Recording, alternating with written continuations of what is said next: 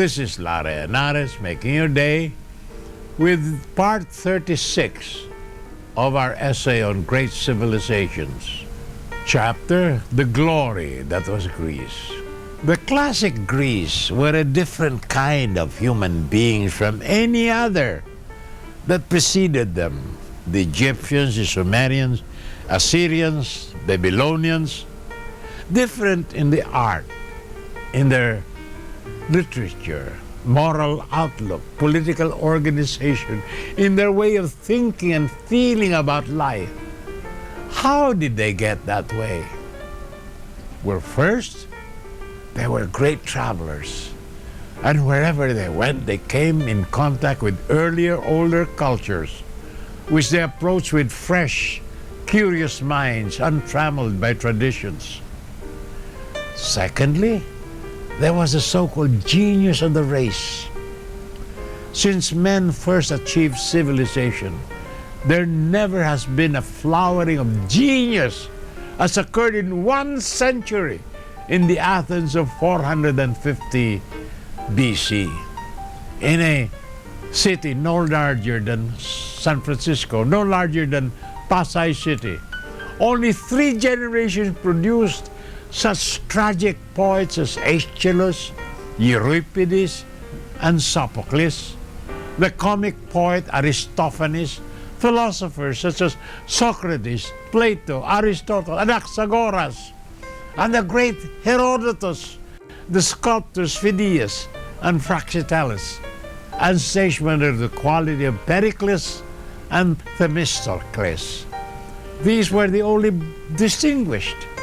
There are many others who in a less brilliant age would have shone as brightly as Christopher Marlowe and Ben Jonson might have done had they had not lived in the age of William Shakespeare.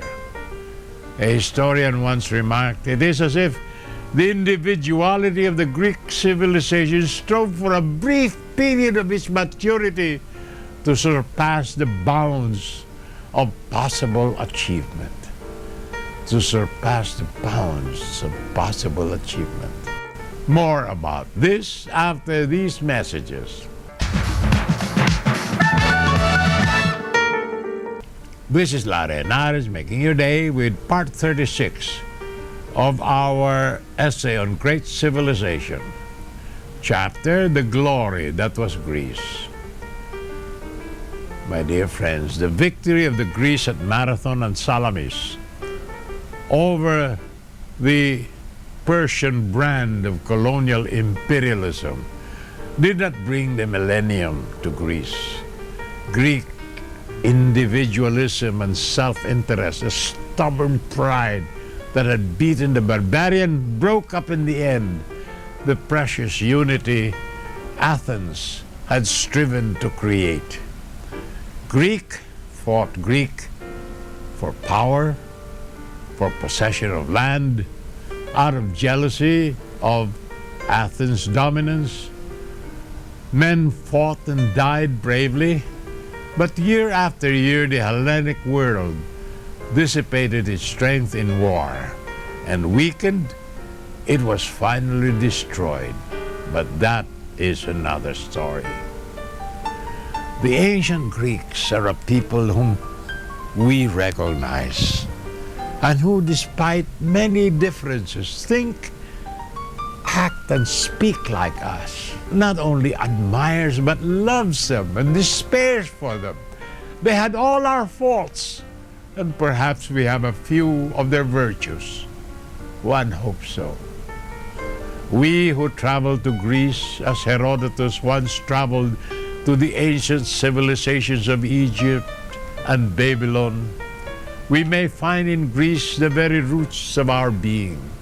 We find here the remains of temples and monuments still standing, gloriously arrayed by the majesty of time.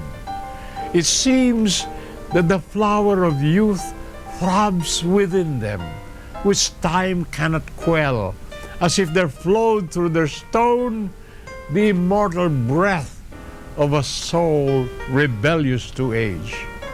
And as we grace the Acropolis, As we gaze at the Acropolis, high up on the crest of a towering rock of ages, we hear the echo of words spoken down the corridors of time. And if we listen carefully, they seem to be saying to us specially, I am the glory that was Greece. For centuries past and for eons to come, I shall stand for order, law, and clarity. I shall be a manner of thought, of love, of reason. Lifting their eyes towards me, philosophers shall discover the depths of thought. Architects shall dream of the majesty of their palaces.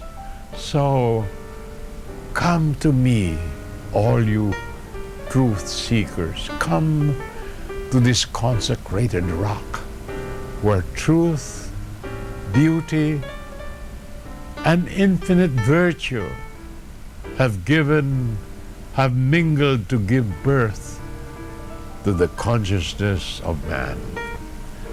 Ito si Larry Henares, Making Your Day, nagsasabi magandang araw, pagpalain kayo ng Diyos at salamat sa inyong pagsubaybay. Hanggang sa susunod na pagkakataon, ito si Larry Henares, nagpapaalam sa inyong lahat. Hasta la bye-bye.